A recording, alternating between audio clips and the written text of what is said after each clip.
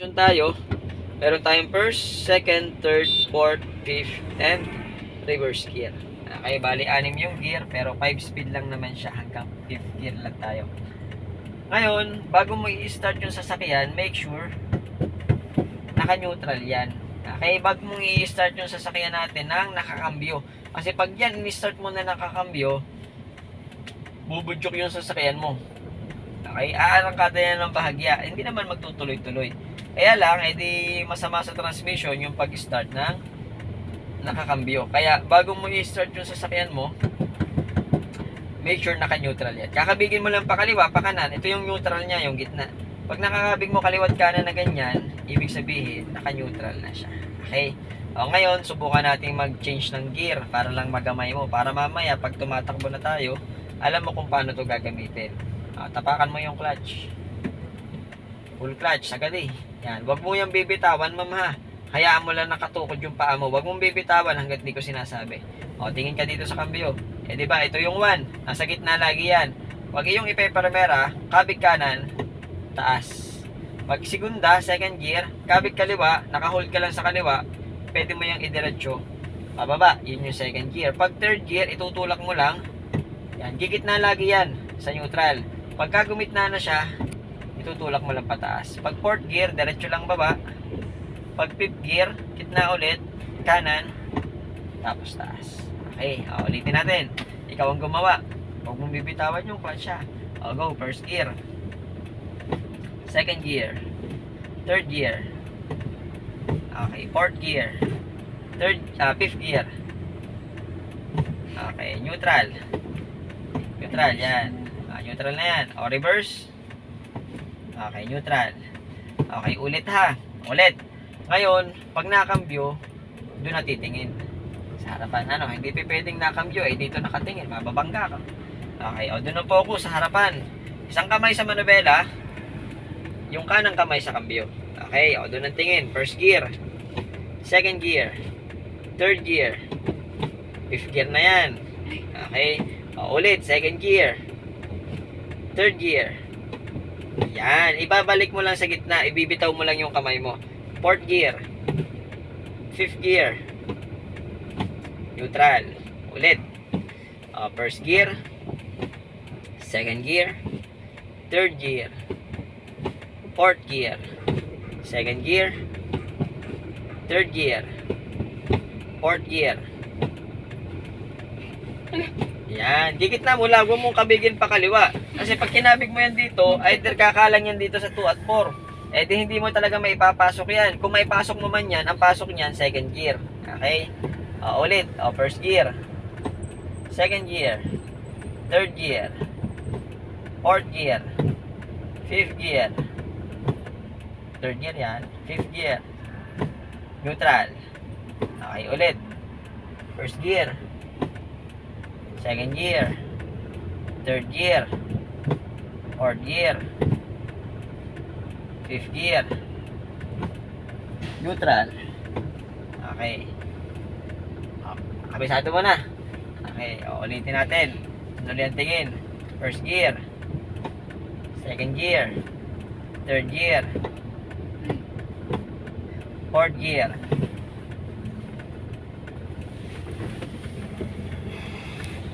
Neutral. Okay, ulit. First gear. Second gear. Third gear. Fourth gear. Fifth gear. Third gear. Fourth gear. Second gear yan. Ulit. Gitna mo lang. Huwag mo kabigin pababa. Ulit. First gear. Second gear. Third gear. Fourth gear. Fifth gear. Third gear.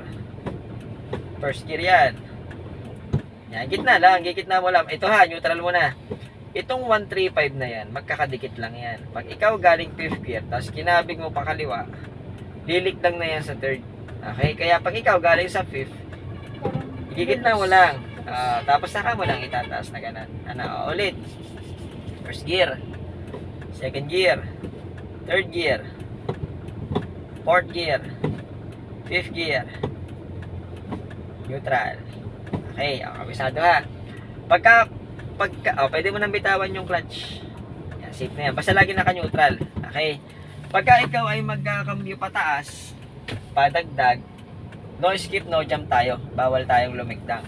Okay. First, second, third, fourth, fifth gear. Pero kapag pabawas, downshift, pwede kang mag-skip, pwede kang mag-jump, pwede kang lumigtang. Ano? Halimbawa, kagaya ng gagawin natin, from 5th gear to 2nd gear, from 5th gear to 3rd gear, from 4th gear to 2nd gear. Pwede kang mag-shift ng gear or mag-skip ng gear kapag ikaw ay pabawas. Okay? Hindi lang pwede pagka ikaw ay padagdag. Okay? Ito naman yung handbrake natin. Ito yung handbrake. Kapag ibababa mo yung handbrake, iyo munang ihihilahin pataas. Okay, kasi hindi mo yan maibababa pag pinush mo agad pababang ganun. Okay, gawin natin ha. Pag ibababa, hila ng konti hanggang mapindot mo. Pag napindot mo na siya, kailangan lang nakatapa ka sa preno bago ka mag-release ng handbrake. Okay, ade, nakababa na yan. Ngayon, bago ka magbitaw ng preno, itataas mo muna yung handbrake. Ngayon, pag itataas mo siya, hindi mo na kailangan pindutin. Itataas mo lang. Ayan, para siya ay mag-handbrake. Basta pag magbababa ka ng handbrake, make sure nakatapa ka sa foot brake. Ngayon, kapag ikaw naman ay magre-release ng foot brake, make sure nakataas mo na yung handbrake. Okay, kumbaga, yung foot brake at yung handbrake hindi mawawala ng sabay. Kasi pag yan naka-neutral, pag ikaw nagbaba ng handbrake at hindi ka nakatapak sa foot brake at yung kalsada ay paahon, gugulong yung sasakyan mo pababa, aatras yan. Kung palusong man yung kalsada, aabot yan pababa. Okay? Kaya wag mong pagsasabayin na wala yung brake, yung foot brake at wala yung handbrake mo. Okay? Kumbaga, kailangan laging meron ka nakatapak dyan or nakapreno. Eh di kagaya niya, naka-handbrake ka. O bago mo yan ibaba, tapakan mo na sa foot brake. Di yan, pwede mo nang ibaba. Ngayon, kung ikaw naman ay galing sa pagdadrive, bago mo bitawan yan, at baka mamaya nakapagpatay ka na ng engine, makababa ka agad, hindi pa naka-handbrake, pagbalik mo, wala na yung sasakyan mo kasi pinagparadahan mo pala, pahon. Hindi mo alam. Kaya bago mo bitawan yan, bago ka bumaba, itataas mo muna yung handbrake. Para kahit umalis ka, yung sasakyan mo, brake and stabilize. Hindi siya gagalaw kung saan mo siya iniwan. Okay? Ibaba mo nga yung handbrake, tapak nga sa foot brake, babae yung handbrake. Hila mo na, tapos pindot. Sige, habang hinihila mo, pipindutin mo. Hila, tapos pindot. Pindot, baba. Yan, release na yan. Ngayon, pagka iyong itataas, hindi mo na kailangan pindutin. Hilahin mo lang. Hila pataas. Yan. Okay na yan. Naka-handbrake na yan. Pwede nang bitawan yung foot brake. Okay. Epal naman itong truck na ito eh. Okay, atras muna tayo.